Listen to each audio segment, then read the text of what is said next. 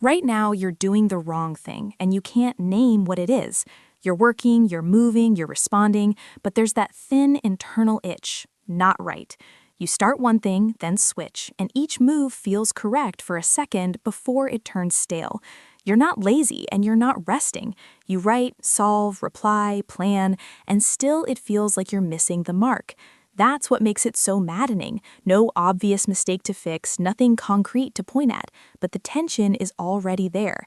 You keep going because you have to, and you resent yourself for that have to. By the end of the video, you'll understand why this feeling shows up in the moment of doing. You'll see what the brain is doing in those seconds, and why that signal is so easy to mistake for failure. At dawn, in a small kitchen, you're standing in front of your laptop. A blank document glows with a cursor, waiting for anything. You slide your mug closer, the cold ceramic against your hand sharpens your focus. The coffee maker hisses, the smell of coffee drifts into the room, and the wall clock ticks so evenly it feels like a dare. You type one word, start. You stare at it for a beat and delete it. Then again, another attempt, another few letters, and you delete those too. Your fingers jitter and your breathing goes slightly off, not from panic, but from a strange hurry you've imposed on yourself. And it's not just writing. The same thing happens when you open a chat and type hi, then delete it, then write something longer and delete that because the tone feels wrong.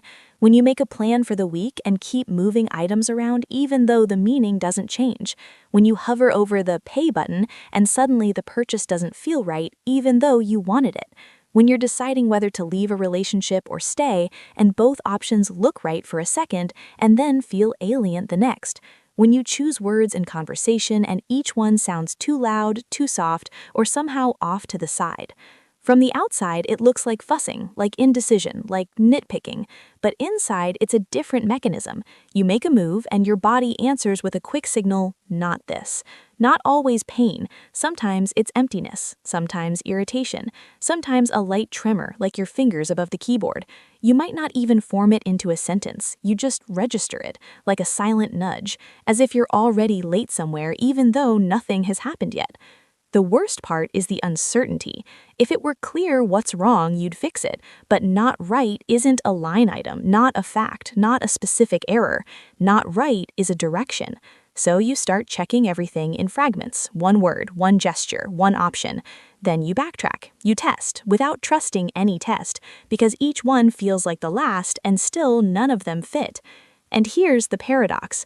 The more it feels like you're doing the wrong thing, the faster your brain starts sifting through tiny steps, not because you're weak, not because you can't decide, because when the overall course stops matching what you actually want, it's easier for your brain to interrogate small choices than to change the whole route.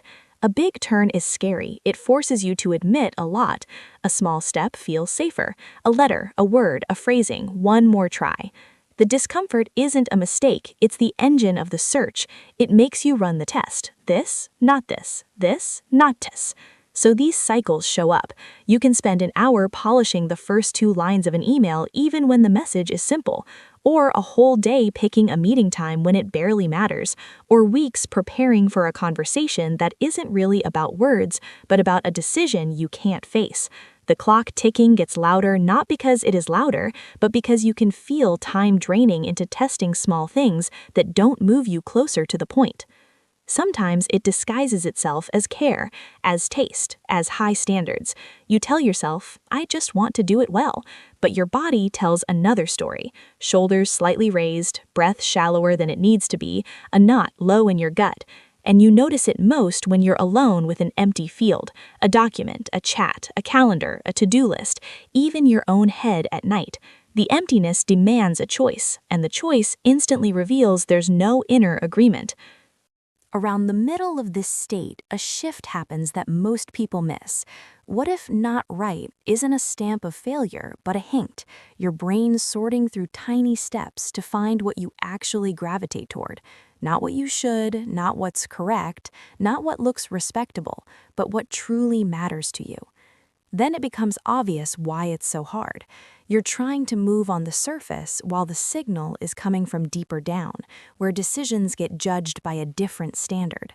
And while you fuss over letters, what's really being checked isn't spelling, it's belonging. Is this mine? Am I putting my life here?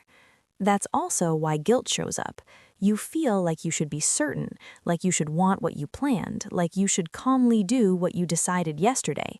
But inside, a revision is already underway and it doesn't ask permission. It starts when mismatch accumulates between how you live and what matters to you. The mismatch can be tiny, almost invisible, but it stacks up. And one day, it fires off at the simplest point. One letter on the screen, one message, one "let's do it tomorrow" that won't come out clean. If you ignore that signal, you keep drifting. You do activity instead of movement. You make lots of small edits where a change of direction is needed. You adjust tone instead of admitting the conversation is about something else. You shuffle tasks instead of noticing the goal isn't really yours. And the more time you spend this way, the more you get used to living in check mode. Always slightly off, always one more attempt, always afraid to put a period down. In the kitchen, everything stays the same. Coffee in the air, the mug cooling your fingers, the steady tick of the clock. You type a letter again and delete it. It looks like a small quirk, a strange habit, an unimportant loop, but it's really about contact with your own direction, which appears and disappears. This pattern isn't about discipline or talent, it's about mismatch between where you're heading and where you're actually pulled, and the brain trying to feel its way there through tiny steps while you insist you're just editing text.